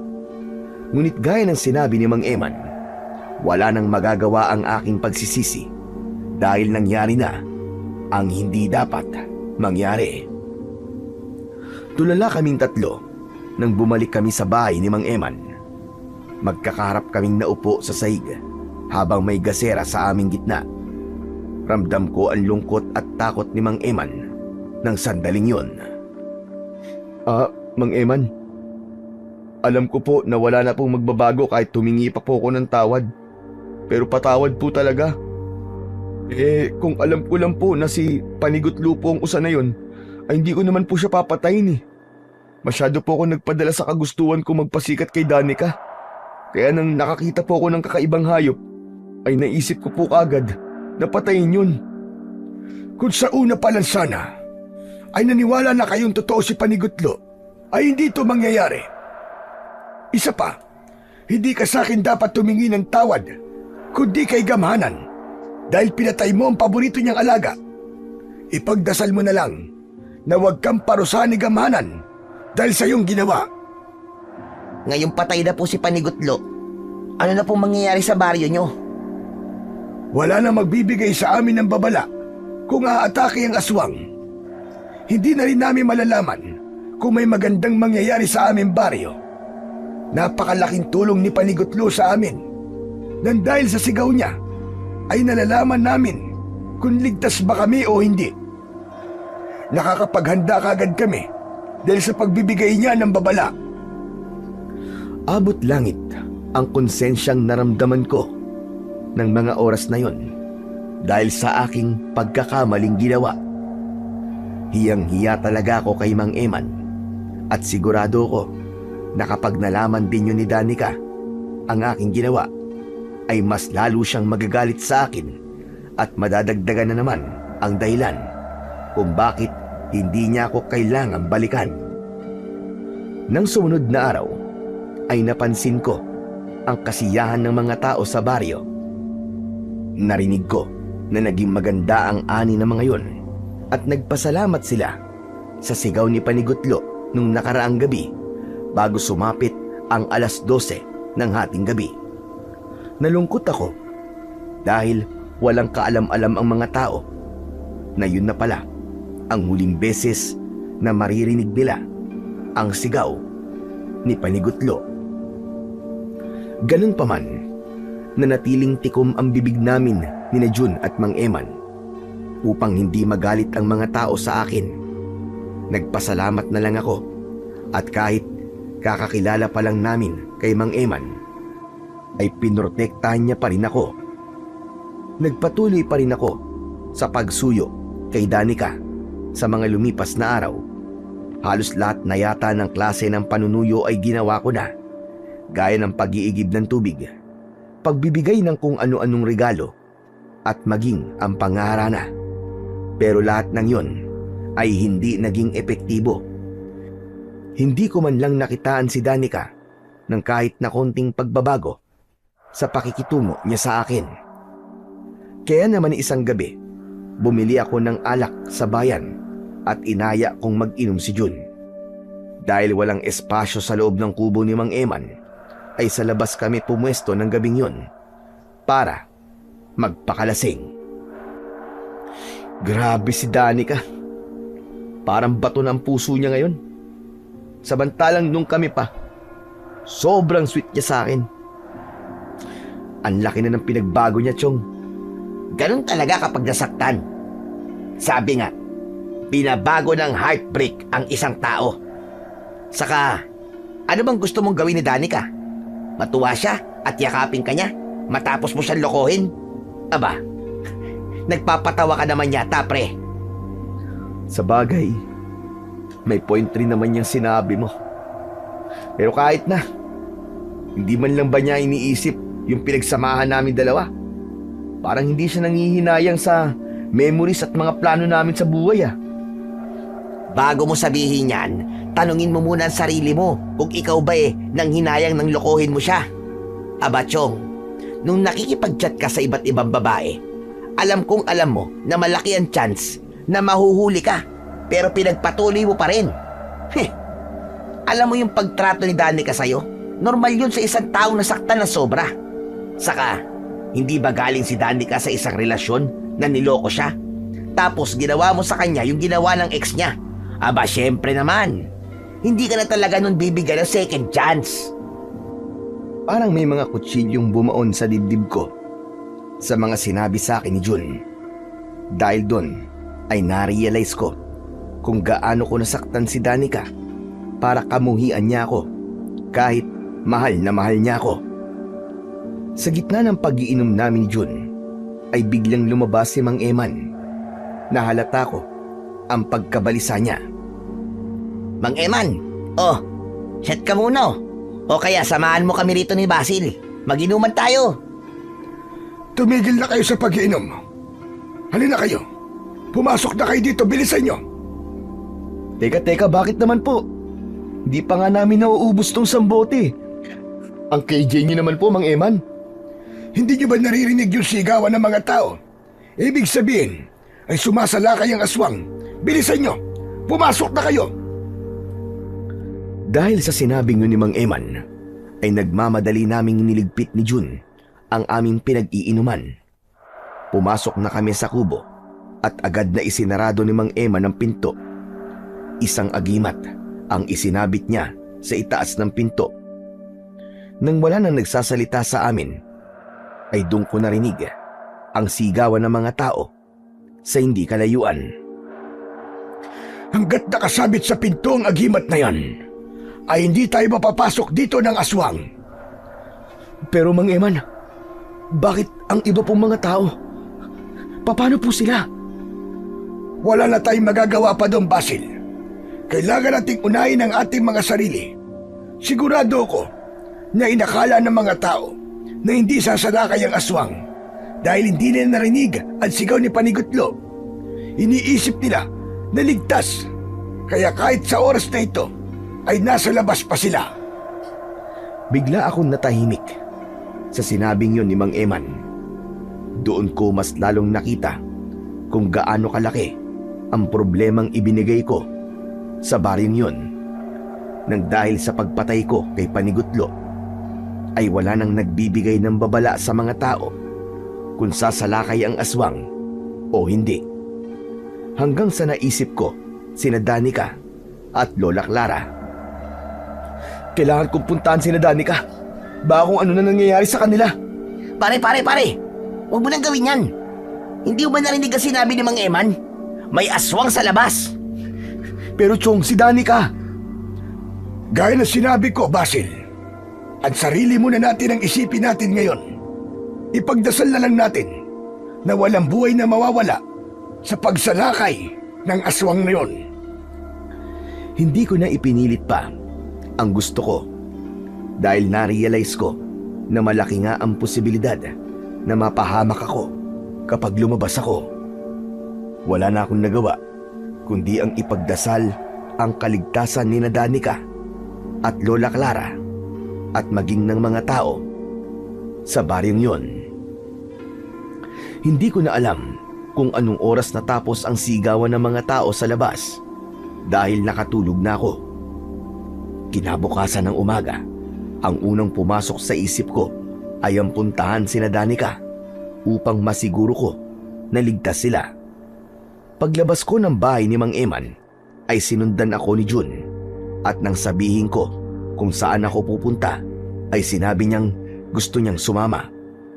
Sa paglalakad namin ni Jun ay sandali kaming napahinto nang makita namin ang mga nakahanay na bangkay ng mga tao sa gilid ng daan. Marami ang umiiyak kaya mas lalo kong inusig ng aking konsensya. Tignan mo ang naging resulta ng ginawa ko, pare. Hindi ko naman alam na magkakaganito eh. Kung hindi ko siguro pinatay si Panigutlo, ay nabigyan sana ng babala ang mga tao. Nakapaghanda sana sila. Wala sigurong namatay. Pare, huwag mo na sisihin ang sarili mo. Wala na, nangyari na eh. Wala na tayong magagawa para buhayin pa si Panigutlo at ang mga taong yan. Pero sana ay may natutunan ka sa nangyari. Tara na, punta na natin sila Danica at Lola Clara. Nagpatuloy kami sa paglalakad. Pagdating namin sa bahay ni Danica ay si Lola Clara ang unang humarap sa amin. Lola, kumusta po kayo ni Danica? Hindi po ba kayo pinasok ng aswang dito kagabi? Sa awa naman ng Diyos ay hindi naman. Ligtas naman kami ng apo ko. Mabuti naman po kung ganun. Nang malaman ko po kasi na may aswang po na umaatake kagabi, kayo po agad ang naisip ko. Huwag ka mag-alala. Matibay ang bahay namin.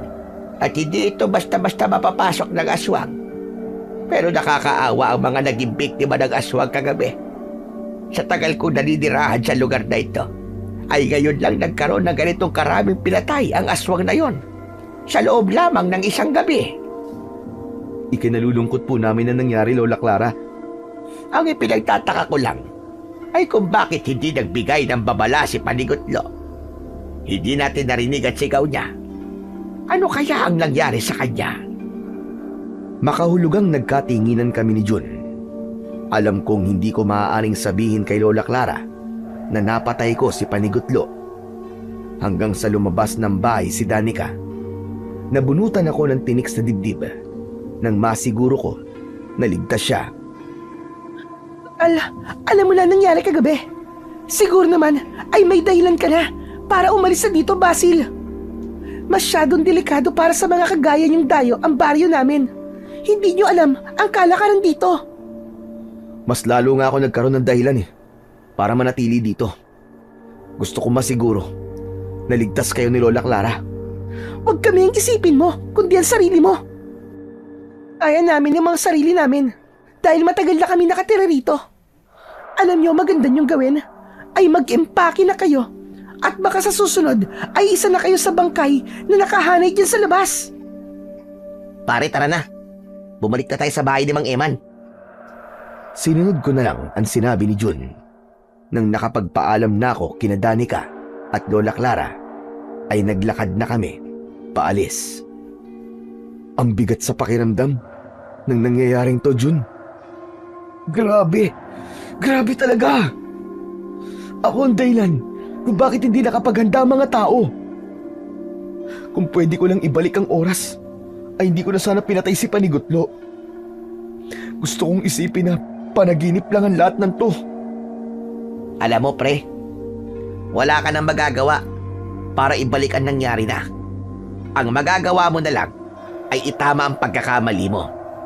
Bumawi ka sa mga tao rito. Natigilan ako sa sinabi ni Jun. Maging sa paglalakad ay napahinto ako. May pagtatakang tinigdan ako ni Jun habang nakakunot ang noo niya. Ano nangyayari sa'yo? Tama ang sinabi mo, pare. Ako may kasalanan ng lahat ng nangyari rito. Kaya ako rin ang dapat na gumawa ng paraan para matapos na ang problema ng baryong to sa aswang na yun. Ha? Teka. Ano bang pinagsasasabi mo? Mabilis akong tumakbo habang nakasunod sa akin si Jun at tinatawag ang pangalan ko. Nang nakarating na ako sa bahay ni Mang Eman ay nakita ko siya na nagdidilig ng halaman. Agad akong lumapit sa kanya. Nasa likod ko si Jun, nahabol-habol ang paghinga at pawis na pawis. Mang Eman, pwede niyo po ba akong tulungan? Baka meron po kayo diyang agimat na maaari ko pong magamit sa pakikipaglaban po sa mga aswang. Oy, Basil! Anong pinagsasasabi mo diyang makikipaglaban ka sa aswang? Hindi ba sabi mo ay kailangan kong itama ang pagkakamali ko? Ito na yon. Ito na ang paraan para magawa ko yun. Kaya Mang Eman, nakikiusap po ako sa inyo. Baka po matulungan niyo ako. Sige na po. Ang totoo niyan, wala akong agimat para sa pakikipaglaban sa aswang. Pero kung gusto mo talagang labanan ng mga aswang, gamitin mo ang baril mo. Nakakatuwa lang na isang dayo na kagaya mo ang magkakaroon ng lakas ng loob na labanan ng aswang na matagal nang namemerwisyo sa aming baryo. Kailangan ko po itong gawin, Mang Eman, para itama po naging pagkakamali ko. Ako po ang pumatay kay Panigutlo. Kaya nawalan na po kayo na nagbibigay sa inyo ng babala sa tuwing sasalakay po ang mga aswang. Kaya ako po ang dapat na makipaglaban sa mga aswang. Habang buhay po akong uusigin ng konsensya ko kung hindi ko po yung gagawin.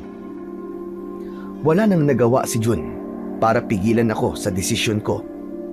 Kaya naman kinagabihan ay nasa labas ako ng bahay ni Mang Eman. Hawak ko ang aking baril at may nakasabit pang itak sa aking bewang. Wala akong karanasan sa pakikipaglaban, pero nang sandaling yun ay wala na akong pakialam. Basta gusto kong patayin ng aswang upang maitama ang aking naging malaking pagkakamali. Sumapit na ang alauna ng madaling araw, pero gising na gising pa rin ako. Lumabas si Jun at lumapit sa akin. Pare, ano? Matulog ka na. Mukhang hindi naman sasalakay yung aswang ngayong gabi. Hindi pare, ganitong oras umatake yung aswang noong nakaraang gabi. Kung kinakailangang gising ako hanggang alas 5 ng umaga, ay gagawin ko. Magsasalita pa sana si Jun nang makarinig kami ng isang napakalakas na pag-angin na parang mula sa isang mabangis na halimaw. Kinilabutan ako nang sinundan yun ng pagsigaw ng mga tao sa hindi kalayuan. Naku po, mukhang sumasalakay na yung mga aswang, pare. Sabi ko naman sa'yo eh, dito ka lang pare. Kailangan ko nang umalis. Papatayin ko ang mga halimaw na yun. Sige pare, basta tatandaan mo mag-iingat ka palagi ha. Ayokong iuuwi kita sa Maynila na isa ka ng malamig na bangkay. Hindi mangyayari yan, Jun. Sige na, kailangan ko na magbadali bago pa may mapatay na naman ang mga aswang na yun. Pagkatapos kong sabihin yon, ay nagmamadali akong tumakbo sa pinanggalingan ng mga sigawan. Hindi nagtagal ay nakita ko ang isang nilalang na noon ko lang nakita sa buong buhay ko. Isa yung malahalimaw na nilalang na may makapal na balahibong itim. Matutulis ang kuko at ngipin nun. Meron yung mapupulang mga mata na parabang umiilaw sa dilim. Alam kong yun na ang aswang. Malalaki ang hakbang ng aswang papunta sa isang bahay. Bago pa siya tuluyang makapasok doon, ay itinutok ko na sa kanya ang shotgun at binaril ko siya. Napalingon ng aswang papunta sa akin nang tinamaan siya ng bala ko sa balikat niya. Binalot ako ng matinding takot nang mabilis siyang tumakbo papalapit sa akin. Ngunit ganun pa man, nilakasan ko ang aking loob at muli ko siyang binaril ng magkakasunod. Nagawang iwasan ng aswang ang mga bala ng shotgun ko. Mataas siyang tumalon at nagawa niya akong masunggaban. Natumba ako habang nakaibabaw ang aswang sa akin. Sa gilid ng aking mga mata ay nakita ko ang mga taong takot na nakatingin sa akin. Kabilang na rin doon sina Danica, Lola Clara, Jun at Mang Eman. Nang nakita ko sila ay para akong nagkaroon ng lakas ng loob na talunin ang aswang. Agad kong hinugot ang itak at buong puwersa kong isinaksak yon sa tagiliran ng aswang. Umalingaw-ngaw ang napakalakas na sigaw ng aswang. Sinamantala ko yon at malakas ko siyang sinipa. Nang makalayo ako sa aswang, ay muli kong nilagyan ng bala ang baril. Pinaputok ko yun at tumama ang bala sa dibdib ng aswang. Hayop kang aswang ka! Demonyo ka! Napakatagal mo nang namemerwisyo sa lugar na ito. Oras na para matapos na ang kasamaan mo. Lalo na ang pagpatay mo sa mga tao dito! Tatlong magkakasunod na putok ang pinakawalan ko. At lahat ng yun ay tumama sa noo mismo ng aswang. Agad na bumagsak ang aswang sa lupa at matapos yun ay malakas na nagsigawan ng mga tao nang dahil sa labis na kasiyahan. Lahat sila ay naging saksi sa kung paano ko tinapos at pinatay ang aswang na ilang taon nilang kinatatakutan. Tuwang-tuwa na lumapit sa akin sina Jun at Mang Eman. Yun! Ang galing mo, Chong! Ang galing mo! Grabe ka pala! Hindi ako makapaniwala na mapapatay mo yung aswang! Ang tapang mo, Chong! Ang galing mo! Ikaw lang naman ang walang tiwala sa akin, Chong eh. Anong walang tiwala ang sinasabi mo? Palagi kaya ako naniniwala sa'yo, kaya nga sumama ako sa'yo dito eh. Hindi nagtagal ay lumapit na rin sa amin sina Danica at Lola Clara. Kahit galit ako sa'yo, ay hindi pwedeng hindi ako magpasalamat sa ginawa mo, Basil. Salamat sa'yo. Dahil ang totoo, ay walang may lakas ng loob na labanan ng aswang na yan. Ikaw ang kauna-unahang sumubok na patayin ng aswang at maging ako ay hindi makapaniwala na ikaw ang makakapatay sa kanya. Danica, inisip ko kasi na kailangan ng matapos ang pamimerwisyo ng aswang na yan dito sa lugar nyo. Yan din ang naisip kong paraan para makabawi ako sa pananakit ko sa damdamin mo. Basil, hindi porke binagawa kang kabayanihan dito sa amin ay makikipagbalikan na ako sa'yo. Pasensya na talaga.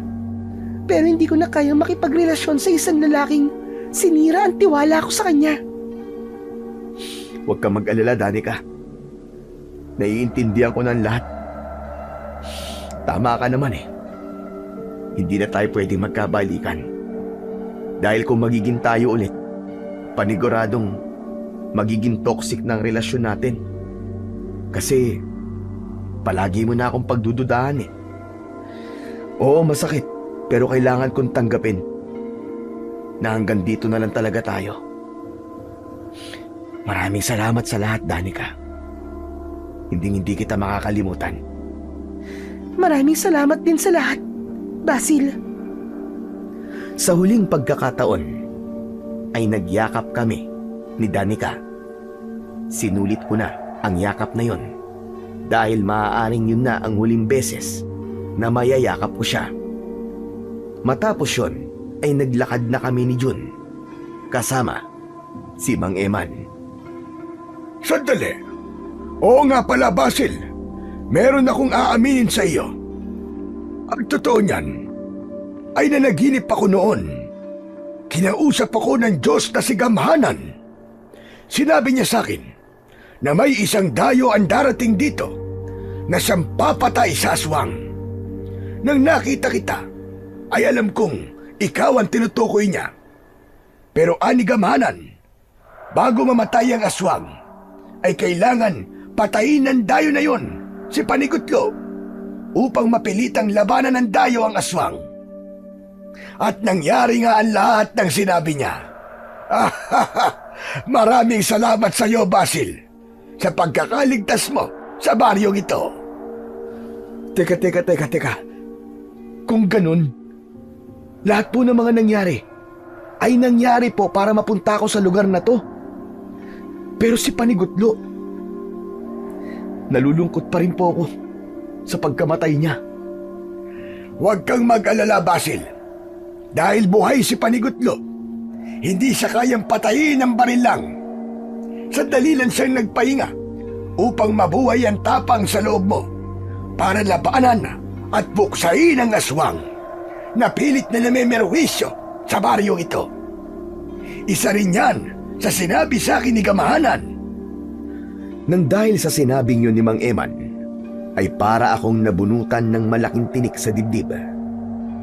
Nanatili pa kami ni Jun sa baring yun ng isa pang gabi.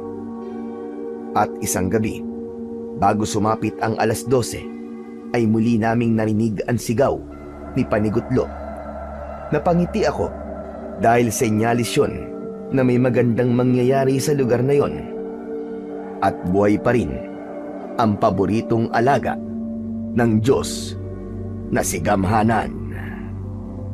Matapos ang lahat, ay nagdesisyon na kami ni Jun na bumalik na sa Maynila. Masaya ko dahil alam kong ligtas na ang baryo ni Danica mula sa aswang. At ang pinakamahalaga sa lahat ay buhay pa rin si Panigutlo, ang magbibigay babala sa mga tao kung may darating bang suwerte o malas. Habang nakasakay kami sa eroplano, ay napaisip ako sa lahat ng nangyari sa amin Sa aklan, unti-unti kong tinanggap na hindi na nga kami magkakabalikan pa ng dati kong nobya na si Danica. Ipinagdasal ko na lang na sana ay makahanap si Danica ng lalaking mamahalin siya ng totoo at hinding-hindi siya sasaktan. Natutunan kong ang pagmamahal ay maaari ring maipakita sa pagtanggap at pagbabago. At higit sa lahat, natutunan kong igalang at irespeto ang paniniwala ng ibang tao.